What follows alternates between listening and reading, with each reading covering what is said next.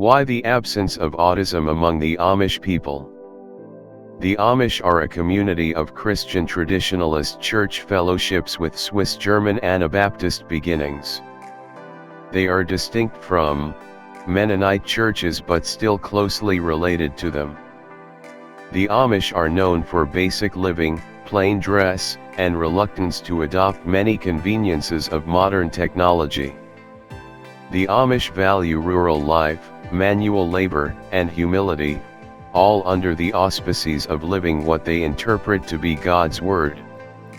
This video is to make you, the viewer, consider the possibility that there is no autism among the Amish people for the racial reason of total ethnic isolation.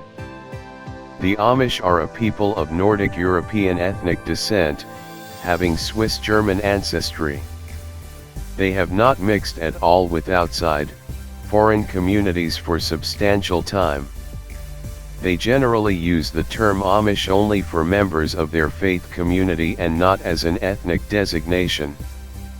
However, some Amish descendants recognize their cultural background, knowing that their genetic and cultural traits are uniquely different from other ethnicities. Most of today's Amish descend from 18th century immigrants. The idea as to why the Amish have no cases of autism came to me after deep thought. The Amish are unique in their ethnicity as they are descended from such a small group of Nordic immigrants that have then gone on to expand and be successful. Other groups of people that through religion have bred amongst their own, such as the Jewish people, still have autism amongst them. I believe this is due to the Jewish people being an international people that travel. They are mixing with differing groups of ethnic Jews, and interbreeding is not total like in the Amish community.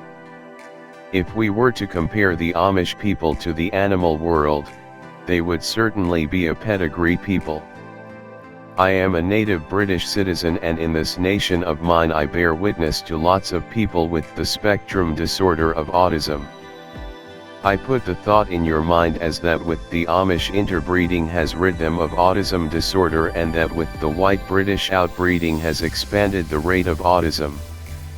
By outbreeding, what I mean is that Britain as a nation is made up of a true mixture of European ethnicities. The white British are certainly not pedigrees like the Amish people. This may not be liked by the politically correct, but nonetheless it needs to be and will be openly discussed. If we analyze the Amish communities of North America, we see units of interbred Nordic Europeans. I say this as there are no autism spectrum disorders at all among the ethnic Amish, when by the numbers there should be. I hypothesis that total interbreeding among the Amish people has somehow realigned the weak genetic structure of the brain. Interbreeding, so to speak, has healed the genetic rift.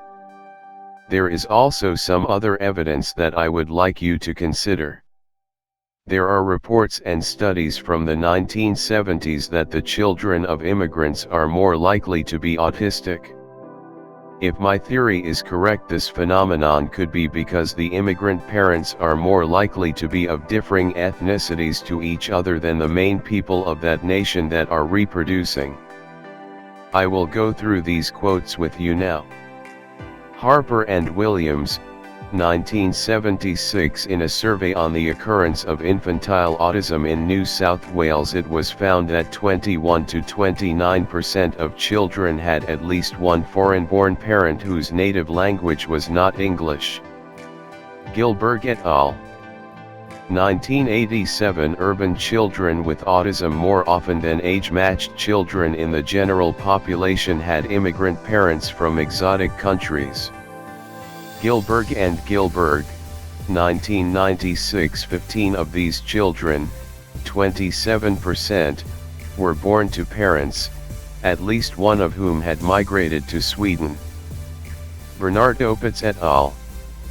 2001. Discussion focuses on possible risk factors and psychosocial adversities for autism, such as a high frequency of caregivers who are foreign maids, the use of multiple languages, and the high level of punitive educational practices.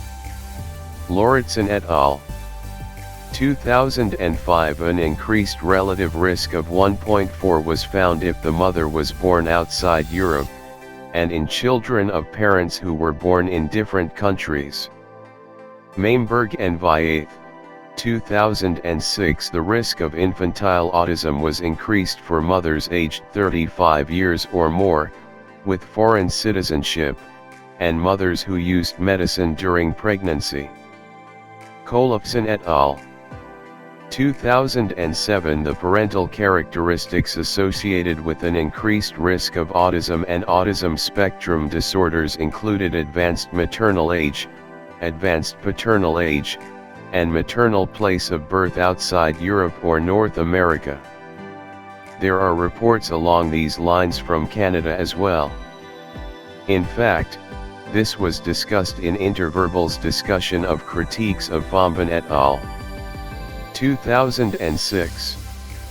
Others have speculated that this could be due to maternal stress during gestation caused to the immigrant female. I doubt this as the cause.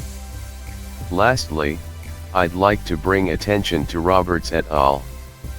2007, a study claiming to associate autism with proximity to agricultural pesticide applications in the California Central Valley.